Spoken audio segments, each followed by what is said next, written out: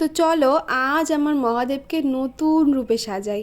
তো মহাদেবের এই রূপে শেষ পুজো, আর মাঝখানে যেহেতু একদিন মহাদেবের পুজো করতে পারবো না, যার কারণে আমি শনিবার হওয়া সত্ত্বেও ফুল বেলপাতা দিয়ে পুজো করেছিলাম। কারণ আমার মহাদেব তো শুধুমাত্র বেলপাতাতেই সন্তুষ্ট। তো শুধু মহাদেবকে নয়, আমার মা লক্ষ্মী এবং মা কালীকেও পুজো করে নিলাম। আর যেহেতু সঙ্গে সঙ্গেই মহাদেবকে সিংহাসন থেকে ওঠানো যাবে না, যার কারণে মাঝখানে আমি আমার ফোন কেসটাকেও রং করে নিয়েছিলাম। তো এর ভিডিওটাও খুব তাড়াতাড়ি আসবে। তো তারপর প্রায় 1 ঘন্টা পর আর মহাদেবকে সিংহাসন থেকে তুললাম।